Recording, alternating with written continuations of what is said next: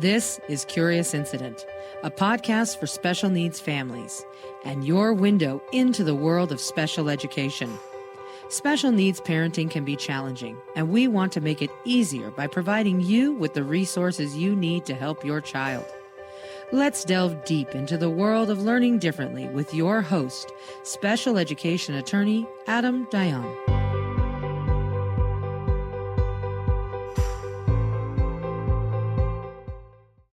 I'm happy to present my next guest on the Curious Incident podcast, Yoni Schwab. Yoni Schwab is the assistant head of school at the Shefa School, a pluralistic Jewish day school for children with language-based learning disabilities in Manhattan. He was a member of Shefa's three-person founding team and has been involved in every aspect of the school since its launch in 2014. Congratulations on 10 years. A clinical psychologist, Yoni previously served as a psychologist at the Windward School and on the faculty of the Windward Teacher Training Institute. He is an adjunct clinical supervisor at Furkhoff Graduate School of Yeshiva University and maintains a private clinical practice. Yoni, it's great to have you here today. Thanks so much for having me, Adam. Pleasure having you. So before we talk about this very important topic, tell our listeners your connection to special education and why you are passionate about helping special needs individuals. Sure. So let me tell you first professionally, and then I'll tell you personally. As you kindly said, I was a part of the founding team of the Shefa School, which is the first and largest Jewish day school in the world for kids with learning disabilities. We work with kids with dyslexia, with language impairment, kids who really have often been in mainstream schools but struggling with reading and writing. Often they have ADHD as well and other connected challenges. And they really just need a school that has a research-based approach to really remediate those difficulties and more than 90% of the time, return them to the mainstream successfully. So I've been really privileged to be part of that from the very beginning. We've grown. We just built a new building in Columbus Circle. We get kids from all over the New York area. So if your child is looking for a school for kids with learning disabilities, reach out. So that's my kind of professional connection. Amazing. Congratulations on 10 years of success in educating. Thank you. Personally, I both had a cousin growing up with significant special needs. He had cerebral palsy, and that was kind of my introduction. And I learned a lot from him about relating to kids with complex needs. I also have a child who both went to Shefa and has had mental health troubles in and out. Some of what I'm going to say today, I think I really learned from her in terms of the impact of technology when she was struggling and how that made things worse. I'm not going to refer to her specifically as we go through, but this is a very personal thing for all of us. As parents, we can't escape it.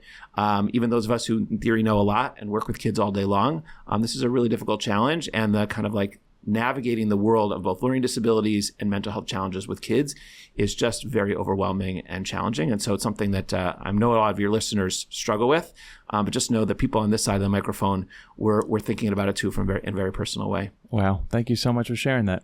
So it's impossible to have a conversation about phones and social media, our topic for today, without mentioning the social psychologist Jonathan Haidt. Jonathan Haidt details the extent of the crisis in his recent book, The Anxious Generation, which I know you're familiar with. In that book, he reviews the effects smartphones and social media are having on children and adolescents, particularly those born after 1995. So we're talking about Gen Z, whose coming of age coincided with advances in phones and social media. So how would you explain the magnitude of this crisis to our listeners? So first of all, I want to give credit where credit is due. Jonathan Haidt and his team at NYU have really compiled some amazing research, and everyone who hasn't read The Anxious Generation should go out and read it. It's available both in print and for those who prefer to listen. And some of what I'll say today is based on his work, the work that he has gathered, and some of it's based on just my experience working with kids now for the last 20 years, and really seeing this day to day at home, in school, and in clinical practice, and really hopefully being able to translate some of the kind of overall data that's been gathered and really explain why is this happening and what do we do about it? So just a few kind of a few touch points to understand the magnitude of this problem at the moment. Since around before 2010, if you look at the data on mental health, it goes up, it goes down a little bit, it bounces around for the last 40, 50 years that they've been keeping track and stayed kind of within a range, and sometimes better, sometimes it was worse. In fact, in the 2000s, between 2000 and 2010, things looked like they were improving. And in some ways, the mental health would seem to be better for kids and teens than it had been since the 50s or 60s. Which data specifically are you referring to right now? So there's a series, there's a whole bunch of data that's collected on psychopathology from, the, Department of Health and from, various research studies. It's like epidemiological data where they look at large populations, they try to kind of track up and down what's going on and obviously respond. And so there's data on undergraduates, there's data on teens, there's data on, Gen Z, et cetera. And so Jonathan Haidt, is one of his great things he does in the book is gathers a lot of that data together. So you start at 2010, things are actually looking, there's challenges, but they're not different than, they're not of any larger. And in some ways, they seem to be improving. And then since 2010, there's this sharp increase in anxiety, depression, ADHD. And what I mean by sharp is somewhere between 1 and 1.5 times the amount that we had before in terms of rates of psychopathology. So we see that anxiety has gone up, I think, 160%, right? That's more than 2.5 times. We see depression's up it's over double, over 100%. Anorexia has doubled. ADHD's gone up, I think, 72% in that time. And a lot of that data is actually pre-pandemic. So we talk about the pandemic as being this kind of cataclysm for challenges for teens and young adults. This is before that, right? Mm-hmm. So it's really between 2010 and 2020. And then the question is, what is going on?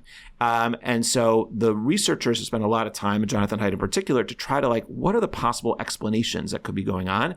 And everything points back to the phones. They point back to, this is when phones became so available and when social media took off in certain kinds of ways.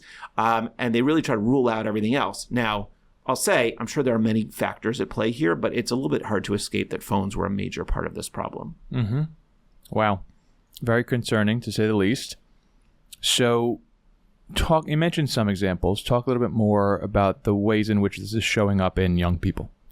Right. So I think what's really interesting is then to look under the hood and say, what does that look like? Why is this such a problem? Phones, they're so ubiquitous, they're so helpful, they're so useful. We're going to be with them for the rest of our lives. But what could be going on? So let's give an example. Let's start with anxiety. Okay. Because we as psychologists know a lot about anxiety. If anything, it's probably the most studied area of psychopathology, and we have the most effective treatments for it that don't even include medication, which is phenomenal. You can learn a lot about it from watching Inside Out 2 as well. Oh, excellent. Yes. Oh my God. It's so much fun. It's a great movie. Definitely recommended. So what do we know about anxiety and what perpetuates it? So anxiety is really all about avoidance. This is what cognitive behavior therapists, of which I am one, have really demonstrated time and time again in literally hundreds of studies. And to the extent that you can engage in something that you're afraid of, you're afraid of snakes, the only way to get over the anxiety of snake is to go and look at a snake, touch a snake, be with a snake. If you're afraid of heights, go somewhere high. And then you realize that over time, the anxiety either dissipates or you learn to manage it. And the world is, the world of childhood is constructed. There's all these hard things that kids need to do for the first time. I think of my oldest son, who's now much older, but when he was 4, I think, he was time to shift from baths to showers. He was terrified of showers. It looked like they would hurt him. It looked like all these needles shooting out of the spigot. Mm. And so, we took him to the bathroom, and first I turned it on and he stood there, and then I put my hand in it, and then he put his hand in it. And over the course of a couple of times, he learned to take a shower. And guess what? He takes a shower just fine now. And so we do that a million times as we're growing up. So anxiety, we know, is all about what we call the negative reinforcement cycle. What does that mean? That means that you have something that you're anxious about, and you can either approach it and then learn you can deal with it, or you can avoid it. Now, let me say something. Anxiety is a extremely important emotion. If we didn't have it, we'd all be dead, right? Our ancestors would have been eaten by saber-toothed tigers. But even today, there's physically dangerous things. If we drive erratically, if we go to the wrong neighborhood at the wrong time, if we, there's lots of things we can do that are actually physically dangerous. And anxiety protects us and says, "Whoa, you don't want to do that. That's scary. Walk away." Mm-hmm. And you get the fight, flight, or freeze response. Super important, keeps us alive. However, in our society that's actually remarkably physically safe, that anxiety tends to attach to lots of things that aren't physical dangers, but might be other dangers like those kids over there who are new or might bully me, and I don't really want to approach them. That's really scary. That might hurt me. Now, it's not going to hurt you physically, but it will hurt you maybe socially and emotionally. And that pain is basically the same in our brain as a physical pain. So we learn that anxiety keeps us away from dangers, and that's really important. But it can also keep us away from things that aren't really dangerous. And so that's when anxiety becomes a problem. And so now let's imagine, adding phones. I think the flip side of what you're saying is, there's the avoidance, but the other side is the courage that you build if you're confronting the thing that you're anxious about and working through it, correct? Correct. So here's how the negative reinforcement cycle works. So you have something you're afraid of, and then you decide to avoid it. You're really scared of, interacting with that new kid, this new group of kids in this new school. So you're gonna walk away, and that feels good because all of a sudden your anxiety goes down, and that's reinforcing. You're like, oh, walking away really helps me. But what it doesn't teach you is that actually going up to those kids and maybe trying to make some new friends might go well, and you might actually like that even better. But you've walked away. So then the next day comes, you have another chance to meet those kids. Well, I feel better if I walk away. And then it kind of builds itself and becomes more and more reinforcing, where it's like, not only does it remind you that when you walk away, you feel good and avoiding feels good, but actually it makes it feel like an even bigger challenge out there. Oh my God, I can't do that. It really must be hard because when I don't do it, I feel really good about it. The alternative is if you engage in that and you go over and talk to them, and maybe it goes well, maybe it doesn't, but you say like, oh, I could survive that. And then the anxiety goes down a little bit. And each time you do that, you actually get to a better place where you're not reinforcing this fear and reinforcing the avoidance behavior. You're actually engaging. So we've known about anxiety for a very long time. So your next question is like, well, what does that have to do with phones? Phones are the most powerful way to avoid lots of things, right? If we are in a social situation, you go to a party and you're not so sure who to talk to yet. It's a little awkward. You're new. Well, I could just be on my phone in the corner. And, instead of having that drive to get outside and be with other kids and play in the street or go on a play date or whatever, I could just stay home and be on my screen or on my phone. And that's just easier in the moment. And it's kind of like it's not as satisfying in the long run, but in the short term, it's just an easier choice. And so I see this all the time with kids that, in that moment when they have this choice to like push themselves out of their comfort zone to do something, all of a sudden they have this thing in their pocket that they can do instead, that they never had before 2010. Right. Wow. So very powerful stuff. That's a great example. Anxiety, you laid it out very nicely. Let's talk about some other issues that are spiking as a result of phones and social media. Great. So related to anxiety is depression. What do we know about depression? We, as therapists, know that the most effective intervention before we even try medication in most cases is what we call behavioral activation. Behavioral activation, it's done in talk therapy, but it's not really about talking. It's about going out and doing stuff. It's putting things on your calendar that are active, physically active, social, meaningful, that really engage with the world. And the more you keep yourself busy, and the more you're kind of engaging in the world and doing stuff, and also being mindful, letting feelings in and being able to notice them as opposed to avoid them. That's a little relation to anxiety there. We actually see that that's the most effective long-term treatment for depression. Now, it's challenging. Some people also need medication. I don't want to say that that's a prescription for everybody, but that is the first line treatment and is effective, and it's a necessary part of treatment of depression. Okay, let's look at phones. And is it that you're busy so that your brain doesn't have time to feel depressed, or what is the logical explanation for why that's effective? There's probably two or three mechanisms going on here.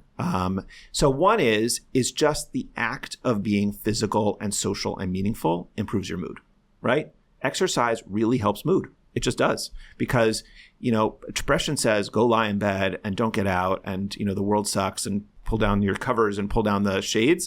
And exercise is literally the opposite of that. What we call in DBT, a dialectical behavior therapy, opposite action. And opposite action is at the core of basically all behavioral treatments. So it's saying, oh, I feel like climbing in bed. I actually should do the opposite and go out and go for a run in the sunshine. And that kind of like starts to physically change the chemistry in your brain towards positivity. It doesn't work overnight. It's not easy. I don't want to sugarcoat this process, but it does start the process in that direction. So that's just that physically, but also social. Like, human beings are wired to be social, and there's just tremendous research. We see this in the loneliness research because that's the reverse, but social engagement is incredibly powerful for improving mood. Now, some people are introverts and don't want to do it all the time, but even introverts need and benefit from a certain amount of social engagement. And just that eye contact, being with someone, hanging out, chit-chatting, doing something together, it almost doesn't matter what, but those social connections are incredibly protective of mood.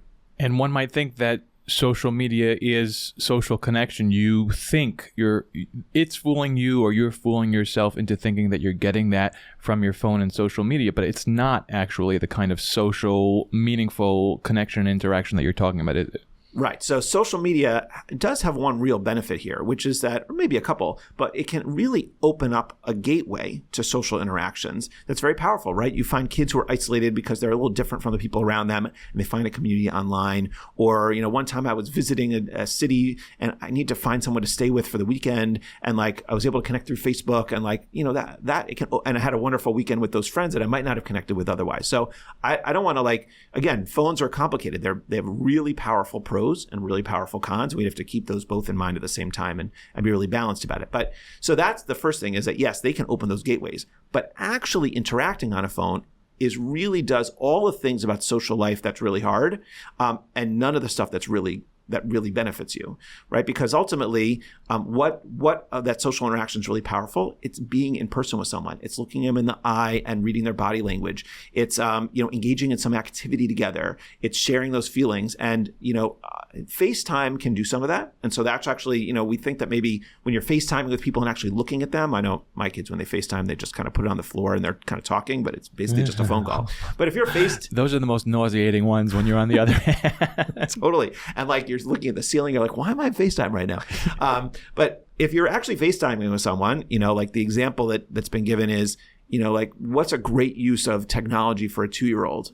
FaceTiming with grandma and grandpa in a different city. That's got to be good, right? They're looking at eye contact, they're interacting, they're having a conversation. It's really pretty good. Is it as good as grandma and grandpa being in town and, giving them a hug? No, but it's much better, in those months in between, because they live far away, for that interaction to develop. So that's great. But just scrolling on social media, right? So what do you got? On social media, there's none of the eye contact. There's none of the physical proximity. There's none of the physical touch that people really seek. There's none of the, there isn't the laughing back and forth and sharing of ideas. What is there? There's just the kind of painful parts of social life, which is social comparisons and trying to one-up people and prove yourself, prove your worth. And that just makes people more stressed and feel worse about themselves without getting any of the social benefit of being in proximity with other people. Right. Okay, so we've covered anxiety, we've covered depression. I want to highlight some other areas that come up commonly, and you can give some input about how those are showing up in young people. So there's attention, executive functioning, which we can define, social development, I think you've hit on that already, language development, we haven't really spoken about that, and self-esteem. Do you want to talk about some of these areas? Sure. Let's put some of them together. Just picking up on the social development part, I want to just hammer that home a little bit more. We know it's not just about the enjoying of social interactions, although that's huge. It's also learning to be social. One of the things we saw after the pandemic, for those of us who worked in schools or in camps and things like that, is kids came back and they were eager to be back in school. Don't get me wrong, but they had no idea how to socialize. They had forgotten how to interact with peers and to compromise and to relate and to have eye contact and play a game and not fight about it. I mean, hopefully they had some siblings at home to practice that with. But kids, spend so much of their childhood practicing being in social groups.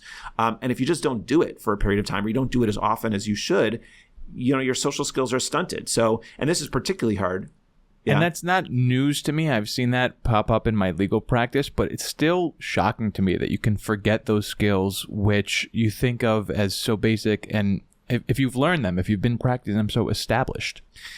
Yeah. I mean, first of all, in many cases, we're talking about kids who haven't fully developed them. I think we can't forget that we develop social skills throughout our lifetime, right? So whether we're, 2 and 3 years old, obviously we're learning how to share and we're learning how to play with someone else and not just do what I want, or whether we're 9 and 10 and we're learning to negotiate about the rules of a game on the field, and how to deal with kind of the beginnings of cliques among the girls and that sort of thing, all the way up to adulthood. I know that, I'm blessed to have, family and friends that I really enjoy, but we're always learning new things in terms of interacting with others, and I made that mistake, and that wasn't the right joke to make. And you're always learning stuff. So we develop throughout the course of our lifetime. That's one. And also, routines and habits, they if you don't use them, they fade.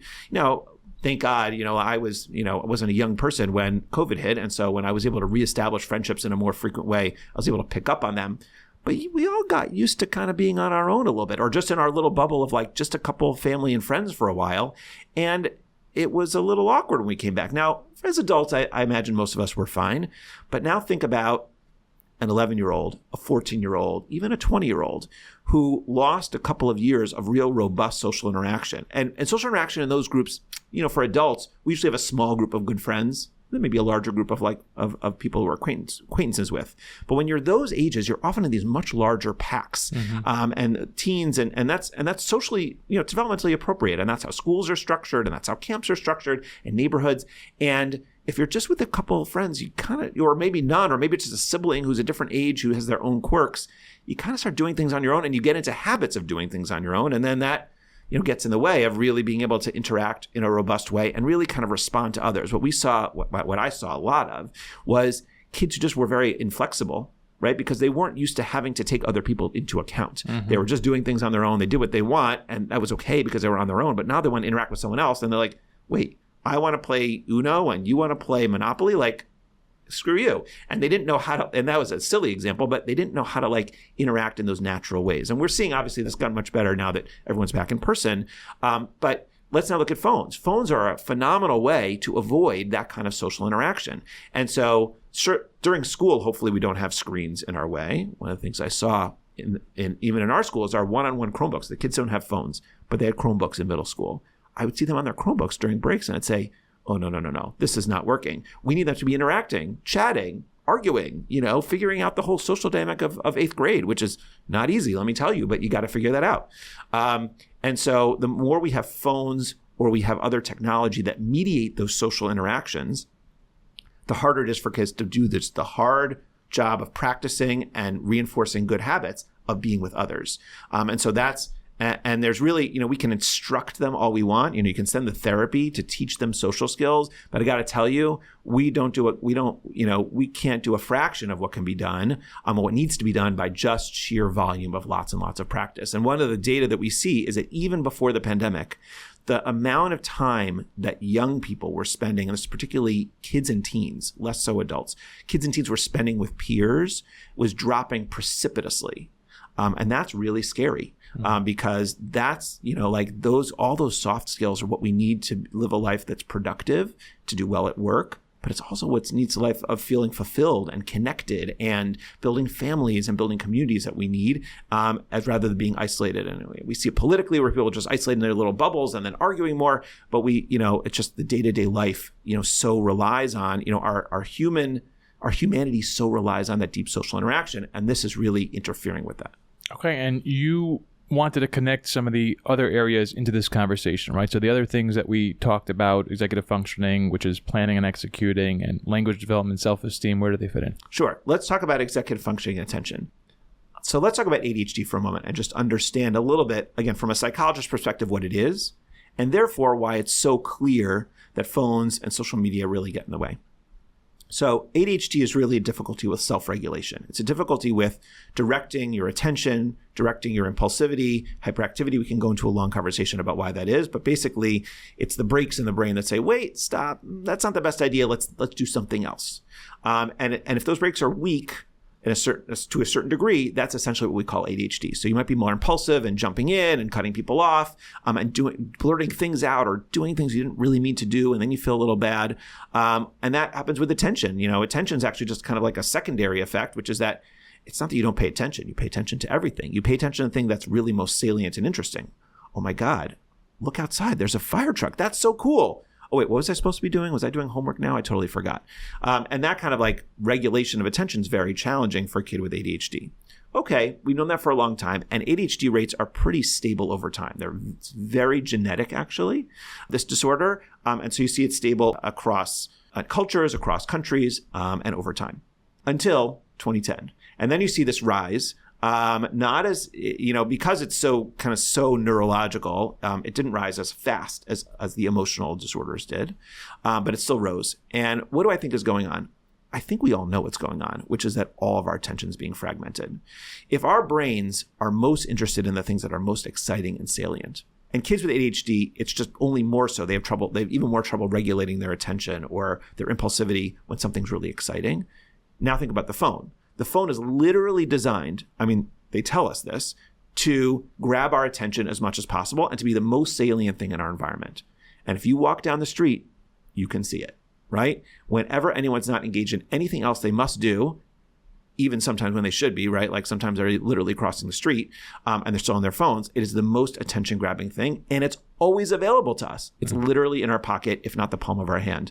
I was recently in Amsterdam where everyone bikes, and to see the number of people biking down the street holding their phone and doing something on it, I mean, it was a little terrifying. I thought I was going to get killed or they would get killed. Wow. But that, that's the level of distraction that we all have worldwide with the phone. And so what I think is happening is not that our biology has changed in, 10, 15 years. It's that the whole bell curve of being able to attend, because, we're all in the spectrum of how well we can attend and how we can regulate. Some people are really, really good at it. A lot of people are in the middle. Few people really struggle, and that's ADHD. It's moved the entire curve over.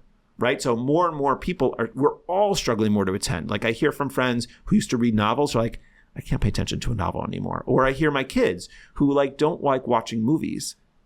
For me, watching a movie was such a treat when I was a kid, but for them, movies are too long. They're boring. They'd rather watch a 20, like a half an hour show or maybe a 10-minute YouTube video. And honestly, anything that flashes faster is more engaging. And anything that doesn't flash faster is really boring. We think about this historically. I think about this like, what happened before, like all these screens appeared? Think about like 125 years ago, what would be the most distracting thing that a kid could have in school? It was a comic book. Right? You have those classic comic books stuck into your book. And that was just much more exciting than the boring, grammar, Latin grammar book that they were reading. Mm-hmm. Right? And then comes along radio, and there's a moral panic around radio. And then comes along TV, and TV really sucked kids inside, where they would sit for hours and hours in front of the TV rather than running around and playing outside. And then there was the internet, and then there was, social media, and then there's smartphones. And you just see this cycle that's increasing in speed. Now we have AI, which is going to add a whole other dimension. I don't even know how it's going to go. It's going to be rough. But until we figure it out. So this is just the latest version of it. But unlike those other technologies, which had their own harms and are, to learn to manage as a society, this one is so available at all times of day that it's really, we've found it very hard to escape from it. And our kids' brains who are developing and learning what to attend to, how to pay attention for a long period of time, how to show interest in something they're a little bit bored with. We're making that task incredibly difficult by saying whenever you're bored, just pick up a phone, pick up an iPad, and be distracted. Right. So, as you said, TV sucked us in, but it only sucked us in while we were home. Now you got the phone, which can suck you in all day long. Let me give you an example about executive functioning also, because executive functioning is often linked to ADHD, and it's something that all of us really work on. Executive functioning, a quick and dirty, kind of description is it's all those things we need to do to plan and kind of plan our environment in order for us to be able to function well. So let me just give you a fun story that I like to tell. I have friends who are, in their 50s and they're married. And back in the day when they were kind of interested in each other, they weren't dating yet. One of them was in Israel. So Laura was in Israel and Aaron was going to visit Israel in January and wanted to stay with Laura, see her or something like that. So what did he do? It was November. So he went to the post office and he got an aerogram. Some of your listeners might not know what an aerogram is. I think you should probably explain that. Yeah. An aerogram is a blue piece of paper that you trifold. You write your letter and then you trifold it and it goes in the airmail. And, it was, for years and years when my parents were far away from each other, they'd write aerograms to each other and they kept them and this beautiful thing. But you go to the post office, you buy an aerogram. It has you write your whole letter, you fold it into threes, you put it in the mailbox. About a week later, it gets to your foreign destination by airmail. It's so fast, oh my God, it's a miracle. You open up. So he wrote her an aerogram and then she opened it and she read it and she, a week later, and then, she took a day or two, she wrote back and she said, yeah, you could stay with me or you could see me, whatever it was, and wrote back to him. And so by, mid-December, he had a plan. So, but imagine what would have happened if, let's say Laura hadn't been available. Let's say she was busy. She couldn't do it. She would have written back an aerogram, and it would have gotten to him in mid-December, and he would have had to make another plan. So he would write to another friend. Okay, get another aerogram, put it in the mail, send it, takes a week to get back. All right, hopefully by January he has a plan. So then I'm comparing it to when my son has been in Israel, when he was studying there. How do I communicate with him? Well, I don't use an aerogram. I use WhatsApp. And honestly, if he doesn't respond in 2 minutes, I'm annoyed. Right? And so we have lost all this practice around waiting, around planning things out that take many steps because everything's so easy. Or almost everything's so easy, and we get used to it. And so when we actually are forced to do something that's hard and that requires planning, our brains aren't built for it in the same kind of way.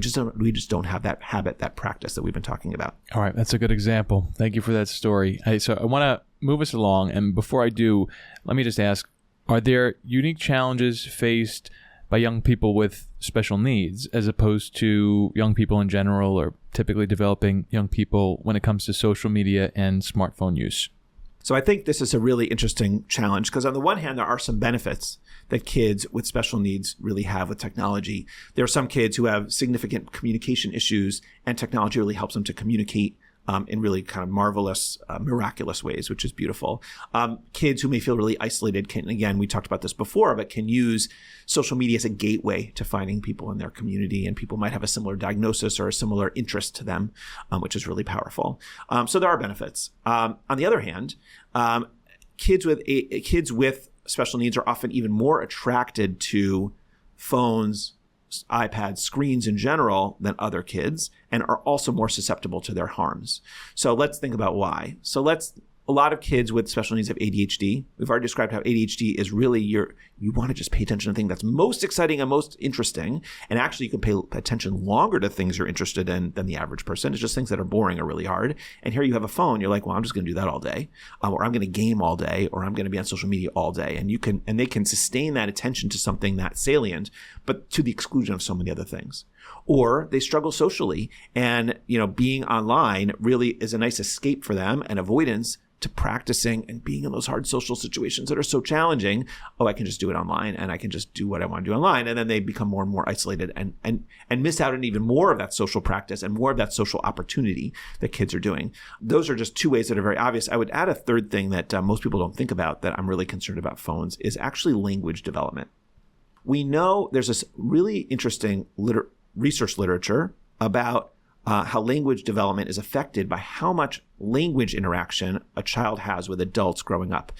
There's a famous research study where they showed that kids from lower socioeconomic backgrounds may have been exposed to 7 to 10 million words from adults by the time they were in preschool. So during the preschool years when language formation is really important, compared to kids in wealthier families might have been 40 million words directed at them. And so it's roughly 3 or 4 time ratio, and that predicted in many cases their kind of like learning ability when they were in school. Their language and learning was deeply affected by how much language is opposed. Now that particular study was complicated, but because they didn't separate out some factors, but they've repeated it a few times, and it does seem like there's something there.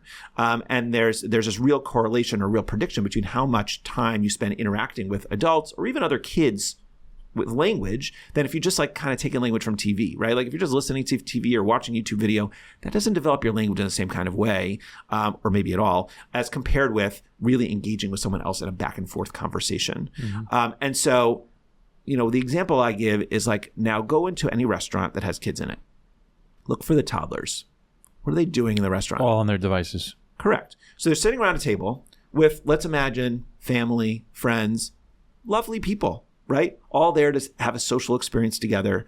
And what are they doing? They're saying, well, I don't want, you shouldn't have to wait, right? Like it's so boring to wait for food for 15 minutes. So we're going to give you a device so you don't fetch, you don't complain. And so first of all, that's really ruining their opportunity to practice being bored, practice that long attention span. But it's also interrupting their social opportunity, and it's interrupting this language opportunity where you have this opportunity to sit around the table before the food comes, after the food comes, and talk Talk about whatever. Talk to the kid about something they're interested in. Maybe they, get one of those placemats and they're drawing on it and you talk about that. Maybe you walk over to the fish tank and you talk about look at that colorful fish over there. Whatever. Or talk with the adults and they can listen in. I just think about my 5-year-old son. I'll be talking to my wife, let's say in the car. He's in the back seat and we're just talking to each other, not even thinking that he's paying attention. Then all of a sudden there's a question from the backseat. What did you mean when you said such and such? And they're listening all the time. And so it's what you're saying. If they're on their devices, you're really taking away from them that opportunity to hear what's happening at the table and process it.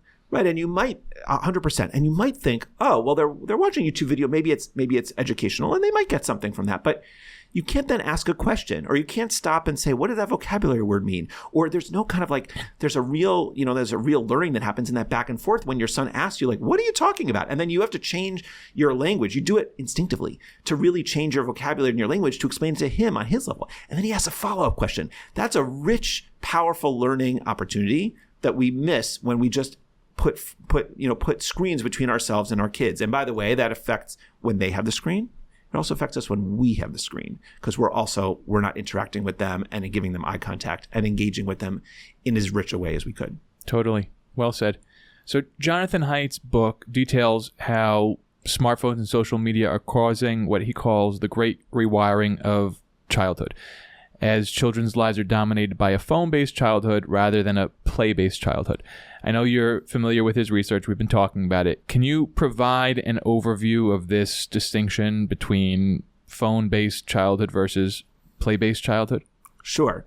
So I think what he points out is this transition from a play-based childhood to a phone-based childhood has been a long time in coming and really predates phones, right? As we've already kind of alluded to, right? Starting with radio, but certainly with TV in the 50s, you started having kids still in the 50s were mostly going outside and playing in packs and getting into scrapes and being independent and figuring things out. But then, let's just go inside and watch TV. Or then in the 60s comes along in the early 70s and you have these maybe my kid's going to be kidnapped. By the way, kids are almost never kidnapped. Kids are sometimes kidnapped by, kind of a parent in a divorce situation. And that's mostly what you hear about. And that's very sad. But if you're not in that situation, a kid being kidnapped is 1 in 1.5 million, which is less than the likelihood that they're going to get hit by lightning. But there are a couple. I was hit by lightning, just saying. Oh, so you might be in more danger than other people. I'm glad you're here to tell the tale. But it's incredibly rare. But when we put, one of the theories as to why we got freaked out about it is that there were a couple of big stories in the news, the Eitan Pate story in the early 70s, but also we all had these milk cartons on our tables that had pictures of missing children. And what they didn't tell us was most of those missing children, again, there was some custody issue. And again, it's a very sad issue, but it wasn't something that was happening outside of that context. It wasn't. Not a stranger. Yeah, it's not strangers. And honestly, what I tell parents all the time is no one wants your kids, right? We love them. They're amazing. They're a lot of hard work. People don't want your kids. And so, but we started en masse bringing kids inside, right? And now they had something to do. They could sit in front of the TV. So instead of being outside, running around, being independent, it's a little bit riskier from a physical sense. They might break a bone. They might play stickball and break someone's window. Instead, they're inside and they're just watching TV. And then that has kind of spiraled into, eventually being on the computer, being on gaming consoles, and being on their phones. And now we've shifted from you almost never see kids outside in groups. And if they are, they have the phone with them, which is also even interfering in those social circumstances. And so what he points out that I think is very powerful is that we have overprotected in the real world where we've honestly, I know that there's a lot of panic around crime, but if you look at actual rates, over a 10-year period or, whatever, we are living in one of the safest times, one of the safest countries in all of human history, that we overprotect in the real world, but we underprotect in the virtual world. And what he means by that is both what we were talking about, just the amount of time we spend and how harmful that is we see to brain development, but also on the exposure to the content, right? Whether it's on YouTube or whether it's on social media, sometimes on games, the content can be really not appropriate for kids and something that they're doing on their own and not even processing with us. Meanwhile, being outside and okay, so you got into a fight with Johnny or you broke a leg or you broke a window, that's actually an age appropriate challenge as opposed to what we're asking them to do online. And so he sees that huge shift. Again, this has been going on now for 60, 70 years. But we need to push back and say our kids need to be outside, be more social, less structured, less time around adults, because what we're doing is actually quite unnatural and impeding their development. I think one of the things about his research that really stood out from me in terms of what we're discussing, play-based versus phone-based, was the potential for injury, physical injury, not grave physical injury, but some physical injury. And I've really been taking this stuff to heart. An example came up over the weekend for me. I was sitting outside with my boys, and we were on a deck, and there was an elevated portion where they could sit on that elevated ledge. And I was feeling a little bit nervous because they could fall a few feet down onto the grass and injure themselves. And I caught myself in that moment, and I said, I'm going to roll with this. I'm going to let it happen. And they started asking me, like, is it okay to sit up here? Well, one of my sons said, well, we could fall. I said, yeah, you could fall. We could get hurt if we hit the floor. I said, yeah, there's the possibility that you could get hurt. It's important for you to pay attention to where you're sitting, how you're sitting, what your body is feeling, and figure out, am I safe or do I have to change something? And they processed that. And then I saw, one of my sons was on the ledge, and then the other one was slowly climbing onto that ledge. And I'm monitoring the whole situation. And I said, I'm not talking about any kind of danger or injury, and before I could even give an example, they jumped in and they were like, yeah, well, if we went up to that second floor of our house and we tried to jump out the window, that would be really bad. I said, yeah, boys, you got it. Exactly. And in that moment, they were doing what Jonathan Haidt talks about, paying attention to their environment. Where are their bodies in space, trying to figure out, am I safe and am I not? And these are crucial skills for living in the world. I couldn't agree more. I think, you think about when we bubble wrap kids and we really try to make them as safe as possible. Look, our instinct as parents is to protect our kids and keep them happy. And those are beautiful and really powerful instincts and really important. We also have more power to do that than any parents have ever had in all of history, right? Like, all parents have wanted that, but they had limited means to be able to do it. And so kids would get scraped, would get injured as a matter of course, and hopefully it wasn't most of the time, wasn't, major injuries, and they would recover from it. And what happens when we're able to, because we really are able to, bubble wrap our kids mostly, not completely, for a certain period of time until they get older, is they never get in those scrapes. They never break that leg. They never kind of like see that when they fall from that ledge that you're talking about, that's like, they could get hurt, but probably not killed, right? That is both, hopefully they're not going to do it, right? They're going to be aware of their environment. They're going to problem solve. They're going to be like a little bit more heightened in their awareness.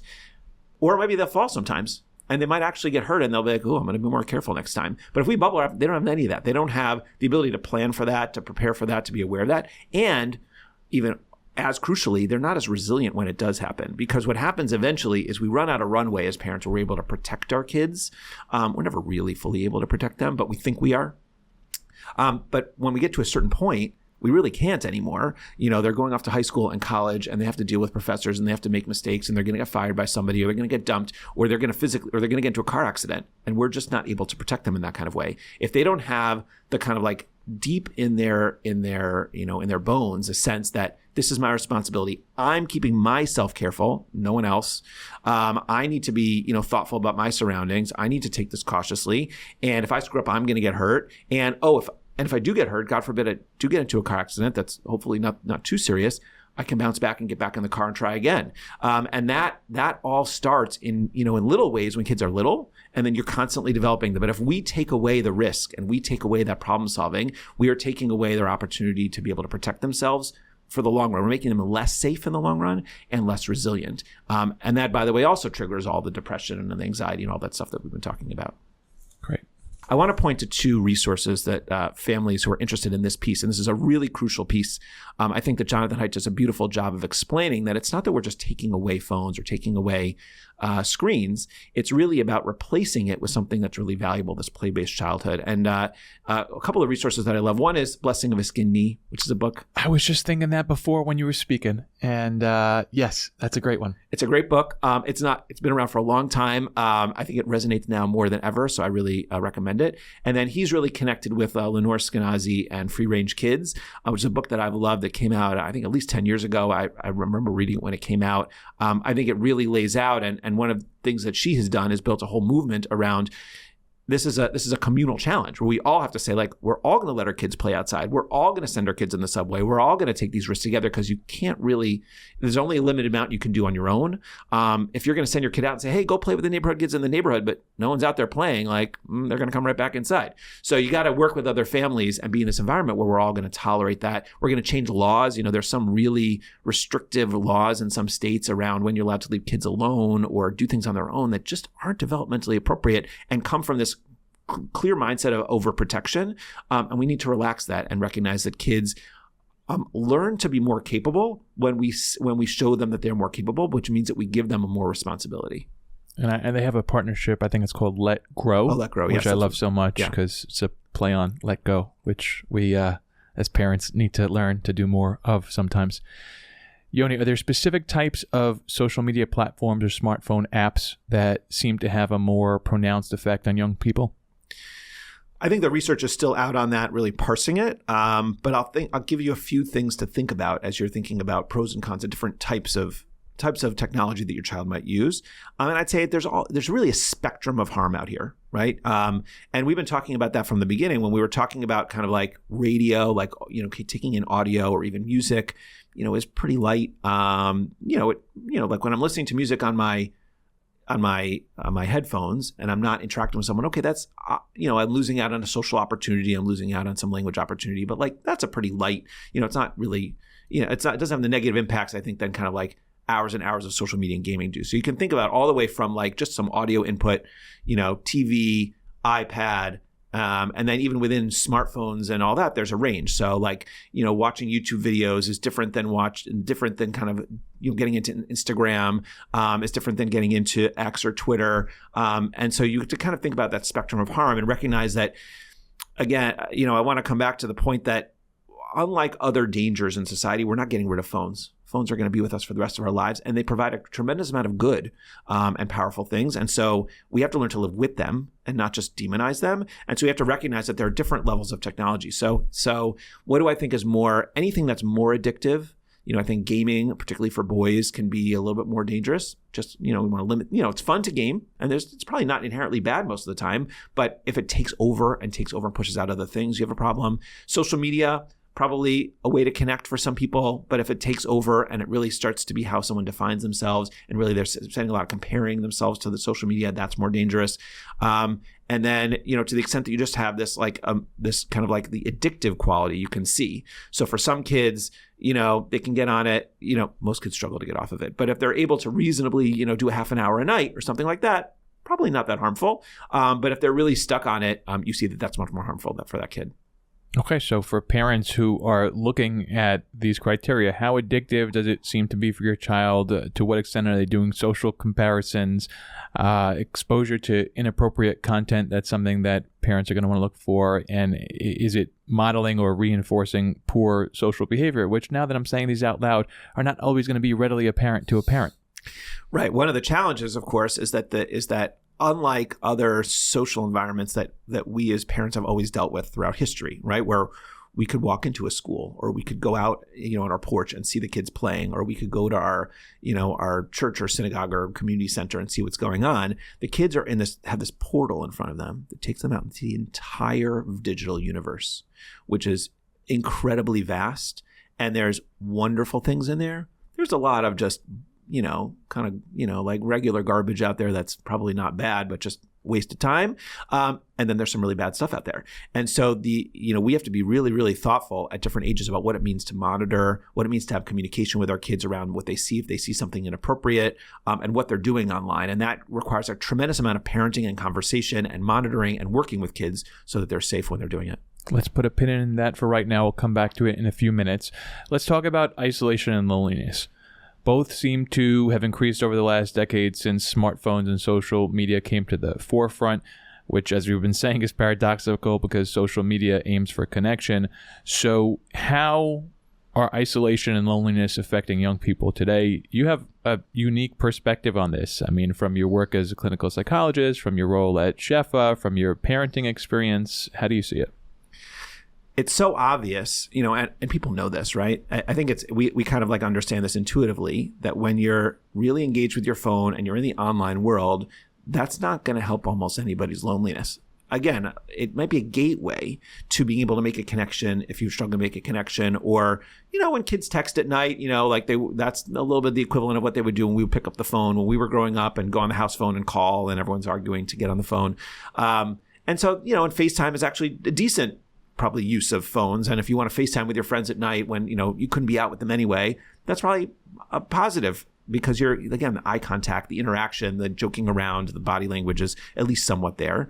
But it's just the more that phones take you away from, I'd say a few dangers. The first one that we've been talking about the most is just the amount of time that it sucks, and the kind of ease that it gives us to not interact, either because we just don't go out and see kids at all, or we just choose to be inside in our rooms, or when we're with them, we're on the phone, we're distracted. I'll give a cute story. My kids, when they went off to camp for the last time as campers, they're twins, and two of my kids. And I didn't realize you have twins. I do. I do too. Oh, how old are yours? 5. Mine are 18. So don't worry, it gets way better and worse. It gets physically easier, but emotionally, it's a challenge. It's a roller coaster as being a parent, as you know, not for the faint of heart. But my kids are great, and the last time they went off, as they're now counselors in camp, but when they were campers the last time, we said to them, you're about to give up your phones for the longest time you will ever give them up for the rest of your lives. Wow. How do you feel about that? They said, we feel great. Why do you feel great? Because all the people we want to talk to are there anyway. Right? So to the extent that phones just take us away, provide an opportunity to avoid from the social interaction, you don't quell loneliness lying in your bed kind of scrolling through social media. That's literally the definition of being isolated, even though in theory you're looking at what other people are posting. But then you add on the layers of the social comparison, the social comparisons that happen, and the ability now that we have, not only, kids and adults have always tried to present themselves, or teens and adults have always tried to present themselves in the best light possible and wear the best clothes and makeup and all and really manage their image. And that's developmentally appropriate, and that's what human beings do. But now online, not only can you do all that, you can then just enhance your photo and just change how you look physically to be this kind of impossible, standard of beauty that we've all somehow agreed on in our culture that's absurd and unattainable. And so that social comparison, particularly impacting girls, deeply impacts how they view themselves. And it's very hard for them to look at someone else who's smiling and saying their life is amazing and they look gorgeous, and not realize that's one moment in time and they've digitally enhanced it and all the other things. And then just, view themselves negatively from that and undermine their self-esteem and all those sorts of things. So that's another layer of it. And then another layer is just the social skills you develop online are not the social skills you are in real life, right? So the kind of aggression and the, kind of the one-upsmanship and stuff that it takes when you're in a social media type community, or even when you're gaming online, there's a certain kind of interaction. It's not as bad, but it has a certain tenor that you wouldn't do in person. And if kids just spend so much of their time online, they're not practicing and learning, like, how do we do this in real life, which is the real satisfying place to do that. Right. All right, let's get down to business. Let's solve this problem together right here, right now. Easy, let's do it. No problem. So Jonathan Haidt refers to this crisis as a collective action problem. What does that mean to you? I think he really hits on something really brilliant here, which is that this is not something isolated happening in each home. And to the extent that we say to parents, you know what, you should change your kids' habits, set better limits, it's not going to do it, right? There's no way that most parents of 12-year-old girls will say to their kid, you can be the only one in class without a phone, when everyone else is interacting on Instagram and texting all day long. And that's how the social energy is happening. And to not give your daughter that really does hamper them socially. And it's understandable that very few parents are going to make that choice. But then you see this collective action problem, because it might be that most or all the parents in that class might say, like, oh, giving my kid a phone is a disaster. But since everyone else is doing it, I got to do it too. It's kind of like an arms race. And I think what's brilliant about his work is that he's tapping into this, right? Parents are having these conversations before the book was ever started. Parents are feeling that pressure to do something. They're all feeling bad about the direction it's going. They're not sure if other parents are feeling similarly, or maybe they do because they're talking with them, but they all want to do something to help their kids get to a better place. For sure. And you talk to parents, like we've had meetings at our school at Shefa, where we just called and said, hey, we want to have this conversation. And you get like tons of parents joining, and everyone agrees. these things are really difficult to manage. I really need help. And we were hearing this before, and we kind of put it off and said, it's not really our role. Like, this is a home issue. But I think we were wrong. This is a mistake. And I think that we're seeing the groundswell of people saying, we need help with this. We cannot do this on our own. We need the institutions in our lives that we care about, that we trust, that bring us together to make this together. So I think schools have a really unique not just opportunity, but responsibility to help families and bring them together. Most schools are not in a position to say you can and you can't at home. Some schools are, but most schools aren't. But we can bring families together to agree on what should be done. And so that's what we're up to. I just want to acknowledge, I appreciate that you recognized a mistake that was made and shifted course. That demonstrates flexibility, probably a skill that you worked on as a kid when you're having to compromise with other kids in some sort of real world environment. And I mean it seriously, though. It's great to be able to recognize what the pulse of the community is, and regardless of what was done in the past, figure out what is the proper course for moving forward. Let me say that I did not learn from social media how to take responsibility for my actions and apologize and do better. Right. But that is something I definitely learned in real life and from my very wonderful parents. So what do we need to do? So there's a few ways to tackle this. So one is, I think that schools can really think about how we think about screens in the building. So I think a lot of schools, and this is just in the past couple of years, have suddenly awoken to the fact that having the presence of phones, even when you're in a middle school and you say you can't take it out in class or you have to leave it in your whatever, having them present in the environment has this electromagnetic like attraction that kids have trouble paying attention. We know this from adult research, right? Yeah. We know this from adult experience. Mm-hmm. If you sit at a table, you're eating dinner and your phone is on the table, you're not looking at it. It's upside down. You pay less attention to whoever you're eating dinner with than if that phone is off the table. That's us adults. And think about your seventh grader, right? So one thing that I think schools really need to do, and I think a lot of schools have taken this on recently, is we not only say you can't have your phone out, we are going to collect it at the door. Don't bring it. And if you're going to bring it, we're going to hold it, and at dismissal, we'll hand it back to you. And that's something we've started and a lot of schools are starting. And what's amazing is not only lower and middle schools, okay, that's not so surprising. We see a bunch of high schools starting to do this, which is really a culture change. It's a huge culture change because a lot of the schools have run on their phones for the last number of years. Anecdotally, from talking with other parents, I've seen obviously different institutions having different policies, and also some institutions having different policies for middle school versus high school.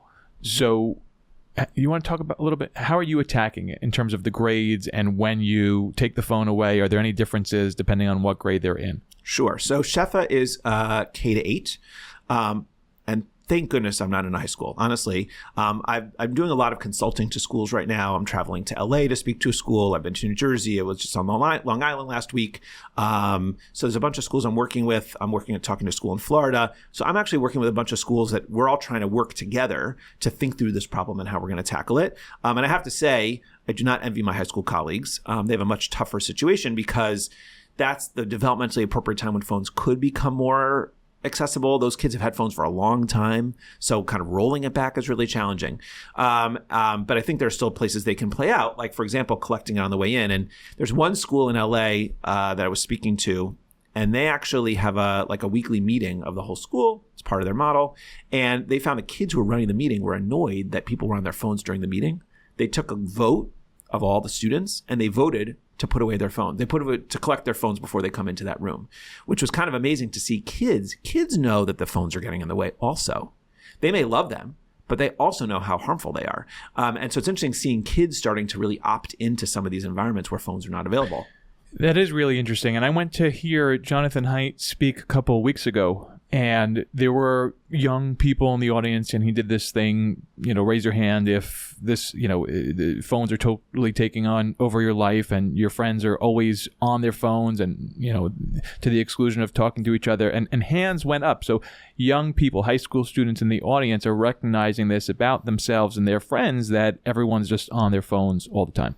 Right. And I'll give one other fun story. This is my cousin's son. I heard this from a third party. So when they found out who I was, they said, "Oh, I love your cousin's kid." I said, "I know him in camp." And he said one of the most wise things to me. I said, "What did he say?" He said, "I love camp." And camp is a great example of where kids don't have phones. It's a phenomenal environment and a real example of how we can be successful. Many camps have really done a phenomenal job at this. So he said, so as my cousin's kid said, he said, well, in camp, conversations never end. I said, what do you mean? He said, well, in the real world, when I'm with my friends and we're chit-chatting and we'll say, oh, let's look up the score to this, or let's look that up online to see if that's true. And you got to go on your phone and you look on Google, and then the conversation trails off. And then you're in your own world. He said in camp, you wake up in the morning, you start a conversation, and when you go to bed, you're still having the same conversation. You've never been interrupted. And kids know that. They love it when they have that opportunity. So what do we think? So let's think developmentally. And I think for high school, it's more challenging, but we can still think about ways to work with them and think through when is a good time to have phones, when's not a good time to have phones. How do we make sure that phones aren't crowding out the real life things we want to do? And yeah, they're going to be on their phones in between, making rules around the dinner table, around really engaging with people. In between what? So and let me say why I asked that, because when you were saying about checking the phones, I was thinking about a distinction that Jonathan Haidt makes in his book between checking the phones at the beginning of the day and getting it back at the end versus you put it in a basket when you enter the classroom, and then maybe you're not on it during class, but you're grabbing it and you're on it in the hallway, or you're going to the bathroom, or you're finding other opportunities maybe during lunch, during recess, to be on the phone. So I think what we're talking about is eliminating it from the school day completely. Correct. And that's what we recommend, certainly for K-8. I think high school, that's a great place to be if they're able to get there. And I just spoke to a high school last week that's doing it. And they're not the only ones. There are a couple of large districts. I think LAUSD is considering it. I think the New York City Public Schools thinking about it, really thinking about eliminating phones when you walk in the door, and not just in class, right? Because again, you described it very well. You walk between classes, and instead of, that's an amazing social time. You're chit-chatting with this person, you're bumping into that person. Hey, what's up? You're going to lunch, you're sitting with lunch across from friends. Like, that's great peer opportunity. And if you're on your phones, you have to have opportunity to escape from it. And we know some kids are going to be real creative, and they're going to bring 2 phones to school and check one and have the other one in their bag or something like that. What does the school do in that case? They've got to have some really strict policies and real consequences. We've had schools say that they will suspend kids for that they will hold that phone for a week, that they will require their families to come pick it up and have a meeting. If this is really important, then you can get muscle behind it. It's really important, I think, to have parent engagement on this. I think it's very hard. This is a culture change. This isn't just a technical change. It's not just saying like, we want to introduce this new curriculum. Even that's a big change. This is really a culture change for our entire world. We are so addicted and so connected and so reliant on our phones. To think that we'll be able to make a few rules and all of a sudden change things is really a pipe dream. What we really need to be doing is engaging over the long term, parents, kids, community members, to really think through how do we change lots of environments. I think of birthday parties or bar and bat mitzvah parties. What would it be like if it was the norm in your community to collect phones on the way into those kind of parties? Because what do I see at those parties? I see some kids are engaging, and they might be engaging with their phones or not on their phones. And then some kids are on their phones on the corner, or they're calling home and saying, "Pick me up early, I'm kind of bored." Well, of course they're bored. They haven't gone in, they haven't faced their social anxiety to actually engage with other people. They haven't tried dancing on the dance floor. Maybe they probably ate some of the food, but they're not fully engaging. And, when we were dropped off at those parties as kids, like, we were stuck there for 3 hours, whether we liked it or not. If there was an emergency, sure, we could go to the payphone, and you have an emergency person. Here's an emergency adult. If you have something you need to call your parents about, or they need to reach you, this is the emergency grown up there. Be in touch. We'll be in touch with them. So it doesn't have to be a safety issue. But yeah, you got to then you take away the phones, and now you're like, okay, now you got to dance, or you got to go make go get a soda, or go, whatever. You got to figure it out with your friends. I'm also thinking about young people who have an inclination toward catastrophizing. And I think there's an education piece here that could be helpful, of saying this stuff is awkward. This stuff is hard. There's a reason it feels uncomfortable, because it's challenging for everybody in this stage of life. And so you don't have to feel like you're broken, or you're a loser, or there's something wrong with you because you're feeling this way. It's just something that probably all of us at that age are feeling at that time. Yeah, I mean, that's really the underlying theme of a lot of psychological treatment. And what we're talking about here is that we all have to get comfortable being uncomfortable.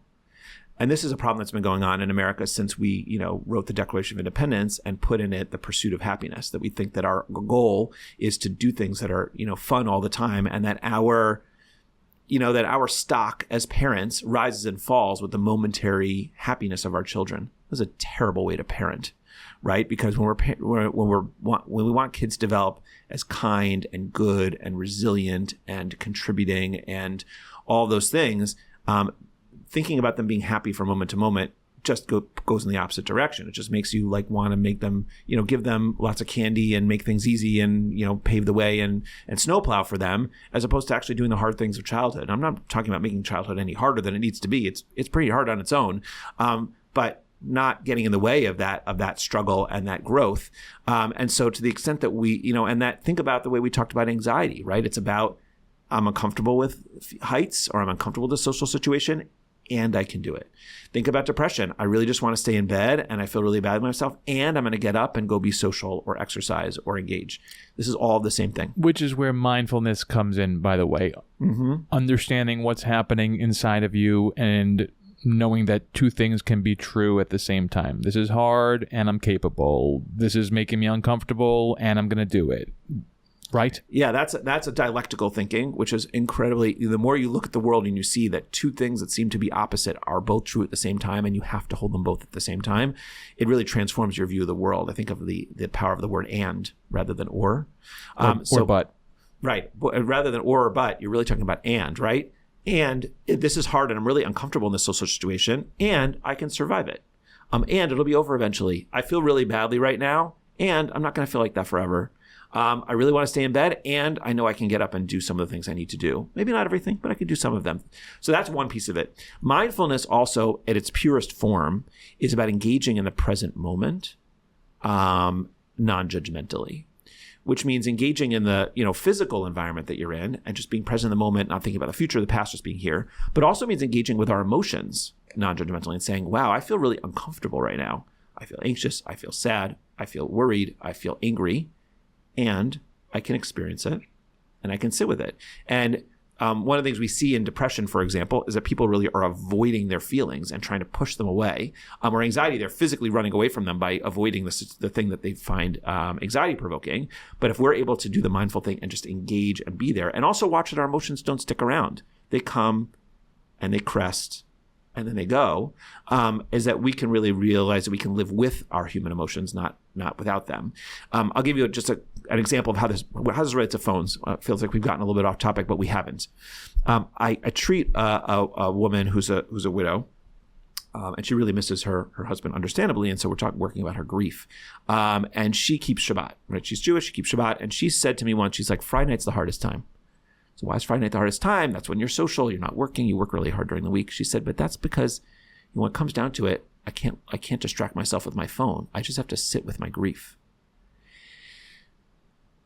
And think about the millions or billions of people who have struggled with grief over, millennia of human history without phones. And they've had to sit with their grief every night. They're busy during the day. Maybe they're, doing their farming and caring for their families and working and doing all those things. And then they come home at night and it's quiet and it's dark. They have to sit with their grief. And honestly, that's how you overcome grief, is you got to sit with it and let it in and cry sometimes and recognize this is really painful that I lost this person that I love. And that pain is actually kind of important to humanity. It's an expression of our love for that person, and we need to let it in order to process through it. And so by having a phone available 6 days a week, just drawing that process out and making it harder when she doesn't have it.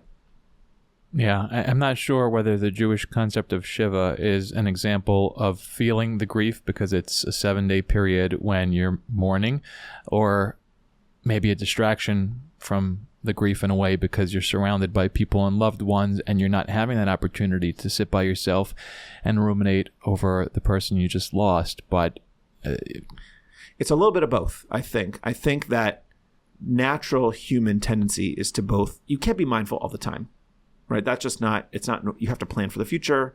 You can get overwhelmed by those feelings. It's important to be able to be mindful and spend time doing it. And then you also have to spend time distracting yourself, and you need to find that balance. I think our culture has shifted so far into the balance, so far from the balance to distraction, that's really harmful.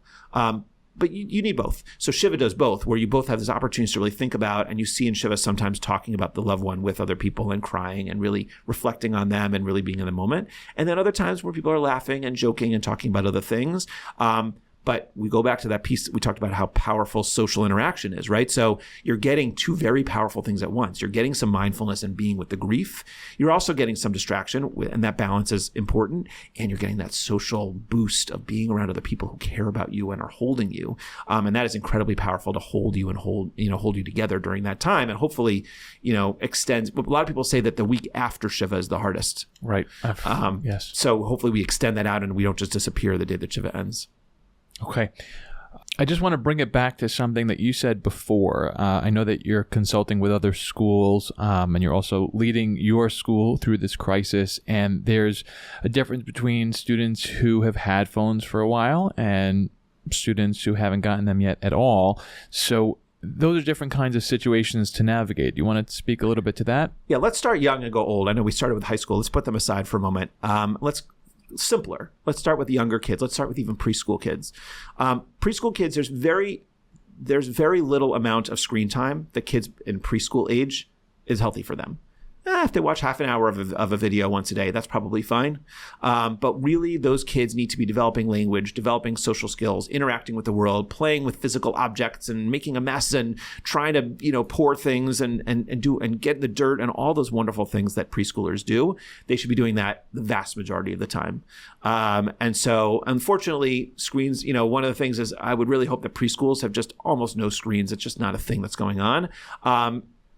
Starting there. And one of the things I want to really emphasize for them, certainly through elementary school, probably through middle school, is not to give your child a screen, right? So there's a difference between having some screens in your house that a child can use from time to time, and you set the limits, and saying, this is happy birthday, here's your iPad.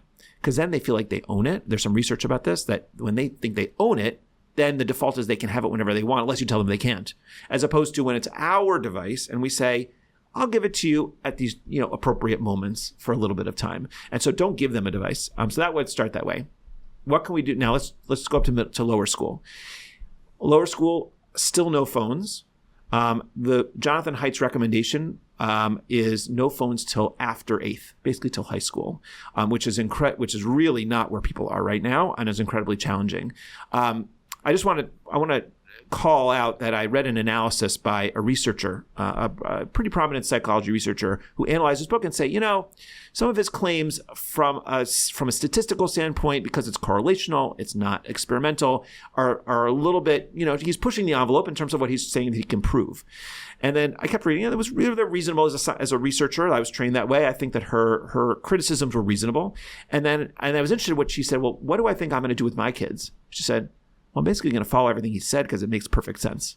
So even if you don't buy into every, detail of the way that he has laid out that case, the way that he is, and it's a little bit arbitrary, but he's laid out a very reasonable approach that if we can get a large people behind it. Now, someone else might have kind of wrote a book and said, wait till before 8th, or they might have changed things a little bit, and that would have been fine. But we have this moment where we have a movement of people who are saying, hey, this is a good set of recommendations. Let's cohere around them. And I think they're eminently reasonable, both from a research perspective and even from just, as a psychologist and the experience that I have.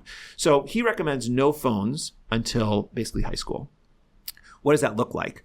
And now this is where the school's got to get involved, or the community's getting involved, because, again, if you got that 5th, 6th, 7th grader and all the other kids have phones, to deprive them of the phone really is very challenging for them socially. But what can we do? We can get families together and we have to engage with them and say, hey, this is the recommendation. And parents can say, yeah, we believe in it.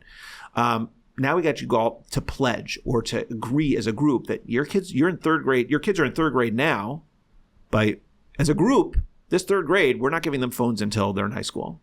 And that's going to be incredibly challenging to hold out for the next 5 years. But if they can do it as a group, or even if you get 80%, right? You don't have to get 100%. It's not the thing that everyone's doing. So when the kid comes home and says, everyone else has a phone, quote unquote, that's not true. You're also in touch with those families and you talk to them and you say, then you can do other things. You can say, you know what, we're going to have phone-free play dates, or, tech-free play dates, or at least part of the time we're going to set them up with, board games and toys and art projects and run around outside and, try to minimize, certainly minimize screens, or maybe minimize, there's some gaming that might happen, but that's something that communities of parents can do together, for example. That's something that I think we as a school have a responsibility to facilitate, because we're at the center point of those communities. And that extends up into middle school. Middle school, it does get trickier and kids are going to interact. So you need to figure out, okay, what is allowed in middle school? Maybe kids can start to have an iPad, but not a phone. They certainly don't bring them to school. Maybe they start to text, but we don't give them social media. He recommends social media not start till 16, which seems, again, eminently reasonable. The only reason you want to give them social media at 16 is to give them a couple of years of practice before they leave the house, because it's a rough world out there with social media. It's as exciting and as many opportunities as there are, it's got a lot of dangers. But again, I think that's an important point that I haven't really come across clearly before, actually, worth emphasizing. Are you good on time? We've been talking about putting it off, but you're absolutely right. There's going to come a point when they graduate high school and they're in college or some other setting, and they need to know how to navigate this stuff on their own. So the importance of giving them a couple years in high school with access to it so that they can learn how it works in a healthy way.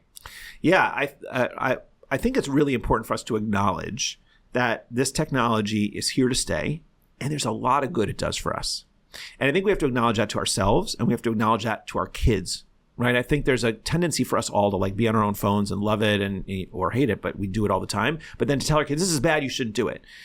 That's not going to work, right? They see us, we're modeling for them. So we need to have an open, honest conversation with them and say, yeah, there's some great things like GPS, so much easier. I mean, I've lost sense of direction because of it, but at least I can get places, I can communicate and meet up with people. It used to be you set up a time to meet up 3 days in advance, and they didn't show up. I don't know. I'll call on their home phone. Maybe I'll reach their voicemail. I don't know.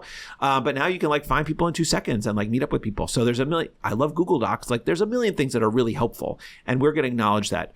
One of the examples, someone, I think making this culture change, I'm going to take a step back and say, making this culture change. I wanted to use that as a segue, if I may. And I remember being in high school in the 90s when smoking was a crisis of the times.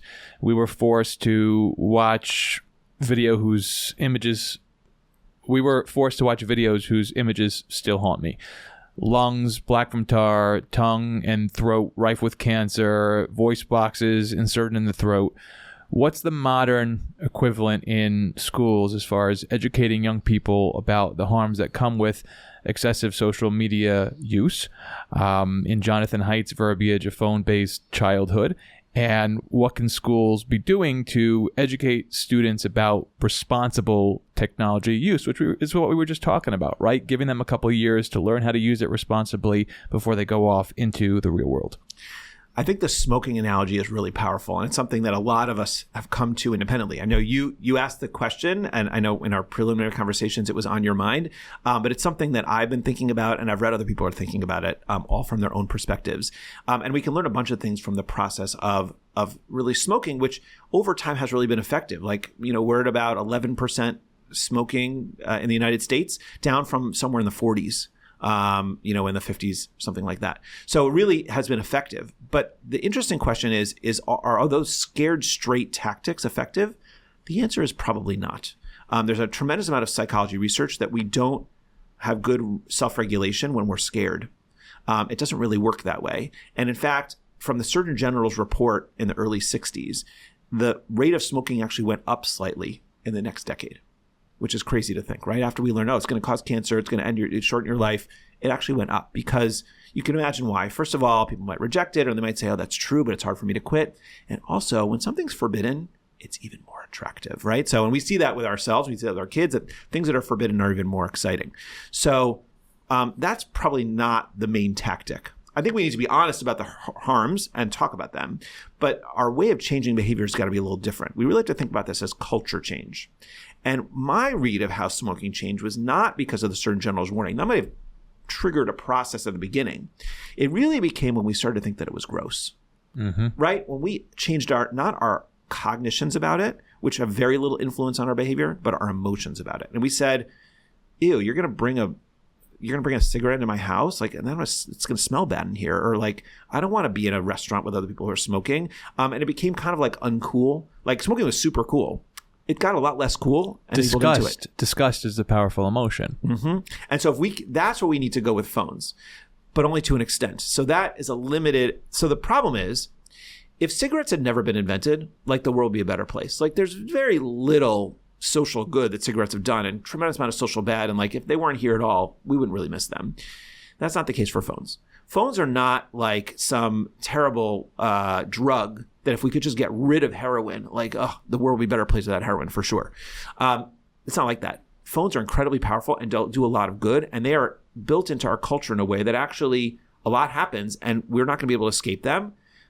And in some ways, that's really good and really wonderful, as we talked about. Everything from GPS to Google Docs to texting, it can be really, if I text my wife, like, what do you want me to bring home from the store? Like, that's just really helpful. And I'm not going to give that up. And I don't know anyone else is going to give it up either. So I think we have to embrace it. And that makes it less like smoking and more like food, right? So people who have eating disorders, you can't stop eating. So you have to learn how to live with eating, with all of its complexities, whether you're overeating or undereating, whatever it is. That's actually a lot harder than something you could say, I'm just going to abstinence. Like my goal is abstinence. As hard as abstinence is, at least it's black and white, and that's in a way, kind of simpler, even if it's not easy. So we have to really think about it in these complex ways. So I think one of the cultural shifts we need to make is, it's not that phones are gross. We're not going to get to that place because they really are very powerful and helpful. Is it that they're gross in certain circumstances?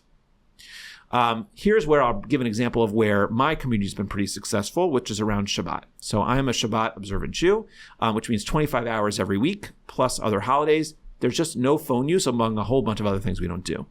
And phones, obviously, were not in the Bible, but it has been included, and it's literally the thing that we're happiest to give up every Friday evening. And if I were to sit around a table, now I know that not everyone who comes to my table or that I go to their table is strictly Shomer Shabbat, is strictly keeping of Shabbat, which is totally fine. I'm happy. That's great. But if you were to pull out a phone at a meal, that'd be weird. Like, it's just awkward because no one else is doing it. And I see that for the teens around me also.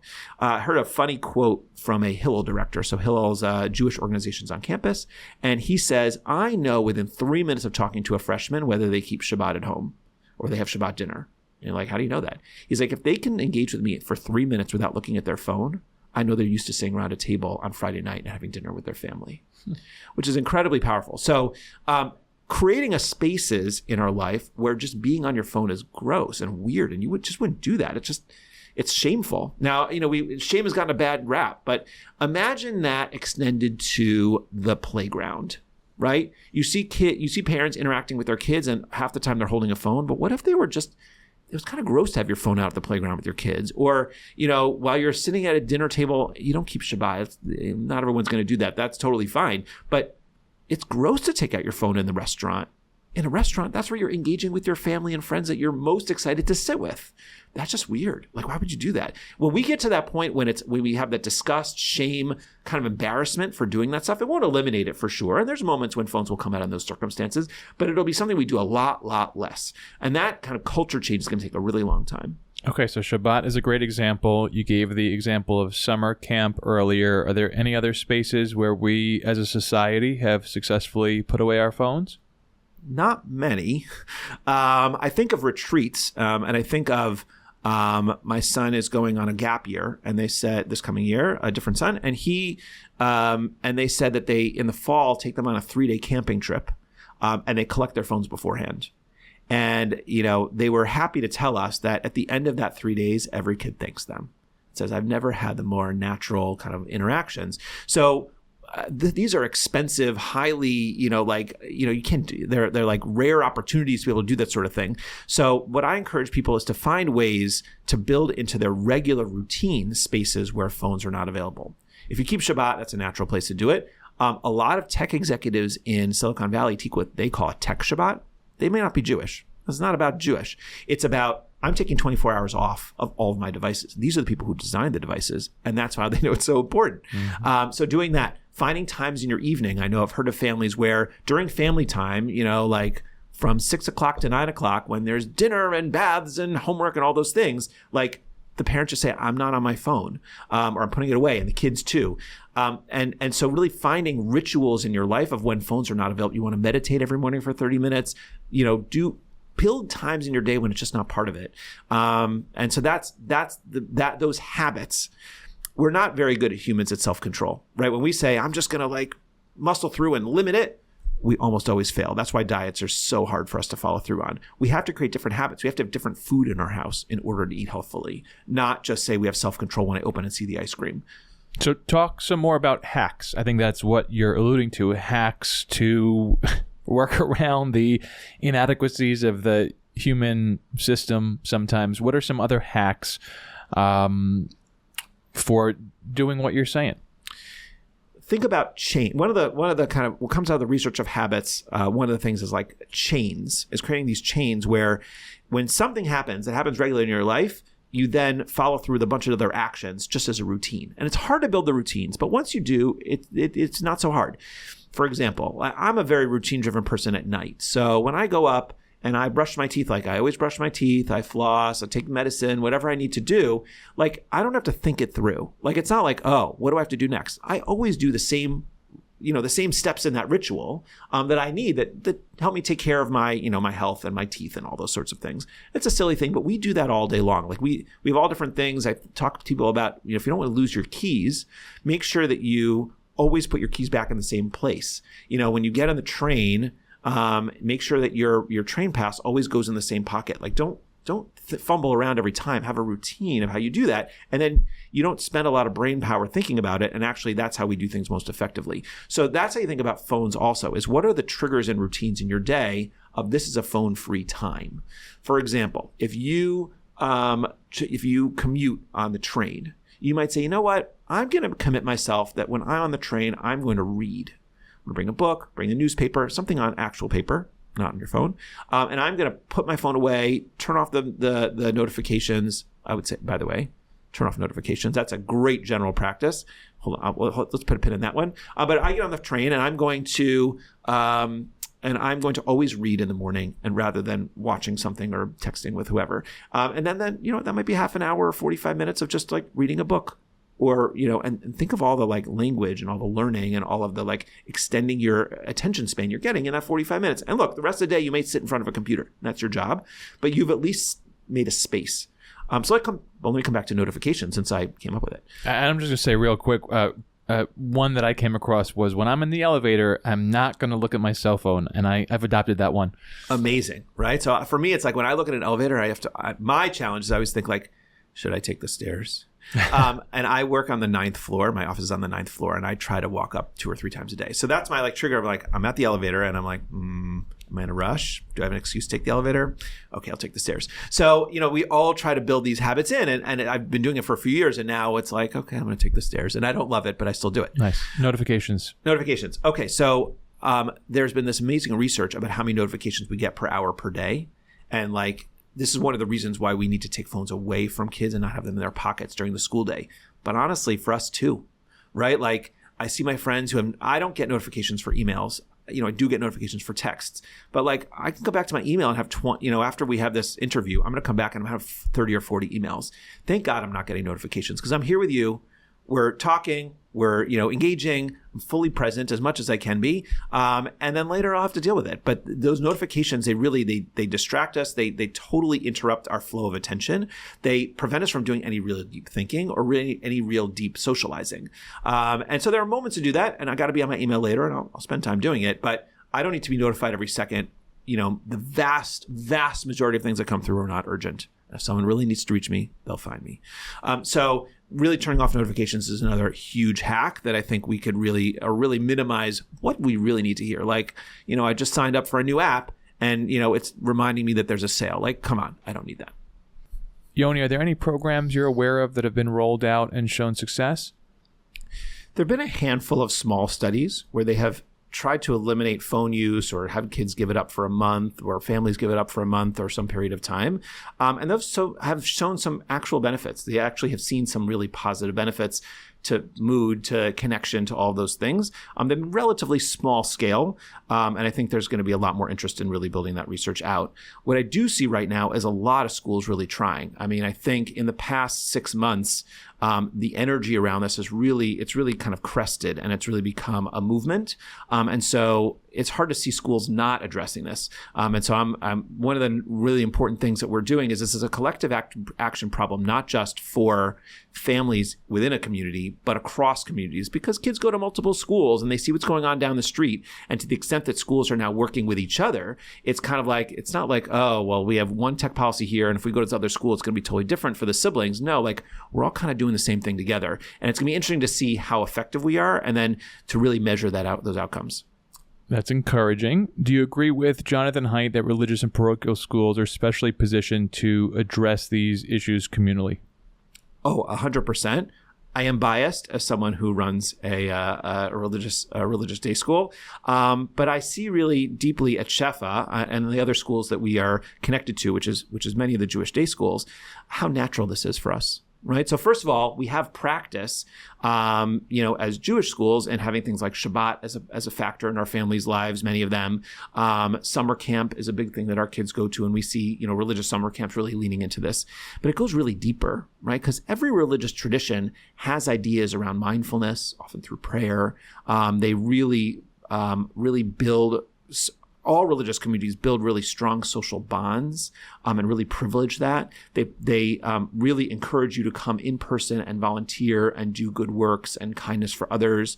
And all of these practices and kind of spiritual ideas really row in the same direction, which is to say that, yeah, phones, if they facilitate those things, are nice. But, the essence of being in a religious community involves really being in person, putting away all those distractions, and joining together for things like prayer or dance or learning in a way that really replaces what these phones are trying to crowd out. And so I think that it's a natural. I think the other advantage we have is that we can speak from a deep place of values, and the values are not hard to figure out in every religious tradition that really leads to this. And so that's one of the ways that I think that the religious and parochial schools have been the kind of like starters, have really been the pioneers here, and I'm really proud of that. That's great. We talked before about parents pledging and a little bit about what parents can do at home. I wanted to come back to that. How can parents set limits so their children consume technology responsibly? So it's hard, and we know that setting limits is both challenging, and we also know that it's only partially effective, but partially because it's hard to enforce. So let's start with some real basics here. Whenever you're looking to change kids' behavior, the first thing to do is look at yourself. We're the models. One of my colleagues said a phrase that I love to repeat, which is that our kids learn more from what we do than from all of our words combined. Kids learn more from what we do than from all of our words combined, and they are watching us. Like you described with your 5-year-olds listening to the conversation in the car, they're watching us and they're learning. That's how they learn how to be humans, how to be grown-ups. And so if we're addicted to our phones and we're constantly looking at our phones and we're distracted by work or by social media or whatever, texting, and that's where we're living our lives, how can we expect our kids to do any different or to aspire to any different? And we see them playing that, right? Little kids playing out that everything's a phone because that's what they see the grownups doing. So we have to really be thoughtful about our own relationship to our phones and thinking about our own tech addiction first. This is like that classic. I know it's an abused metaphor, but when you go on the airplane and the oxygen mask drops, you put it on yourself before your kid. This is just one of those other examples. And this is the hardest thing that I think, talking to parents who are all thrilled to try to take their phones away from their kids, but very reluctant to do it for themselves. So really focusing on your own tech use and addiction, particularly around your kids, particularly when you should be interacting with your kids, whether it's around the dinner table or playing or so. That's the way that I would start there. 100%. Nothing else you do will be effective if you don't start there. Some other things you should consider is just the amount, and really starting very judiciously. And honestly, this is hard to say, but the amounts that we're used to in our culture are almost universally too high, right? It's not like we see, oh, this community is doing a great job. Like very little of this is, it's in an hour, if 30 minutes to an hour a day is probably not that harmful. But really that's a very small amount for a lot of families. So really thinking about in preschool limiting almost at all, My kids had almost no access to screens until they were in elementary school, even TV. And then slowly building it up, but really keeping it at a special time during the day. And then really being okay with, and this is really, really important with boredom. We are so apt to saying, well, we're about to be in the car, we're about to go to a restaurant, you have nothing better to do right now, here's a screen, don't bother me. And we know that boredom is incredibly painful and incredibly productive. So important. Yeah. And so our kids need to learn to be bored, and they need to learn to wait. Okay, good. And just think about how painful it is when I pause and you want to fill it in. And we need, when we're, and the restaurant's a great example, it's going to take 15 minutes for that food to come. You can wait. Mm-hmm. And that's how you learn to wait, by waiting. Right. And not distracting yourself and being mindful in the moment, or, engaging in something light conversation, or, coloring on the napkin. But, and those are some basic guidelines. There's other things that people have said before that I'll just repeat, keeping the phones out of kids' rooms, having it in a public place where you can really see them, having access to all their accounts, really checking up to make sure they're safe. Having open communication to make sure that they'll tell you if something's unsafe and you can talk it through and how to handle it. I'm less worried about kids seeing something unsafe than not being able to talk to their parent about it, because kids can be exposed to almost anything as long as they can have a conversation about it, and like not having it lasting at night, and so forth and so on. And we've talked about how much harder it is when you have a child who's had a phone for a long time and maybe they've become addicted to it. They're using it way longer than they should. Any specific tips for how parents who have kids in that situation can work with them to roll back some of the hours they're spending on it, or otherwise limit it? It's tough. I have these conversations with parents all the time. And when you're already, so much of this conversation has been about prevention, but when you're already in it, it's that much harder to roll it back. So the first is to really engage the child in this. It's not that you're going to give the child all of the decision-making power, but the more you can get their buy-in and cooperation, it's just going to be a lot easier and more likely to be successful. So really engaging them over a period of time around, look, and again, I want you to be clear with kids. There's pros and cons here. And we know the wonderful things about phones. They're really fun. They're really productive. They're really engaging. And what is it crowding out? What's it making harder? What's getting in the way? And kids may not see all of that at once. But if you don't acknowledge what they love about it, then they're not going to engage with you about the things that are bad about it. So that's an important conversation starter to really engage with them. And then it's looking for opportunities, saying, you know what? I know you're on your phone a lot, but we're just going to park it outside the room, or we're going to end it, half an hour before bedtime. Like, even that's a huge difference. We know that the blue light affects sleep and all those sorts of things. And having the phone in the room also interrupts sleep because kids end checking it in the middle of the night. So those are small changes you can start to make. Also filling their time with other things, right? Like, one of the ways is phones are crowding out things. So let's have other things going on. As a family, we're going to go do something fun, or we're going to, go for a long walk, or we're going to have a play date, or we're going to do all these other things that should be in a kid's life that then naturally crowds out the phone. But I want to be careful about that. Two ways. One is that can be both expensive in time and in money. And also you can go too far, and where the kid expects, well, if I'm not being engaged by the phone, you're going to do something else to entertain me. And the answer is no. Some of the time you're also going to be bored, because boredom is something we need to learn to live with, and it generates a tremendous amount of creativity. One of the most annoying conversations that we all have with our kids is, they're like, I'm bored, what can I do? And then we start listing off 12 things that are around the house that they could easily do. No, I don't want to do that. No. And it's like the most annoying conversation. So don't have that. You could start off and say, do you want a few suggestions? I'll give you 3. Fine. I don't want to do any of those. So okay, fine. Great. Let me know when you've decided something to do. And then you walk away, no phone, no plan. Guess what? In 5 minutes, they'll figure something out. Oh, yeah. Or one of my kids stares at the ceiling. By the way, also incredibly productive, right? Because you think all kinds of crazy thoughts when you're staring at the ceiling, and we need more time doing that. Let that imagination roam. Yoni, how do you see all this playing out over the next few years? It's going to be a rough road.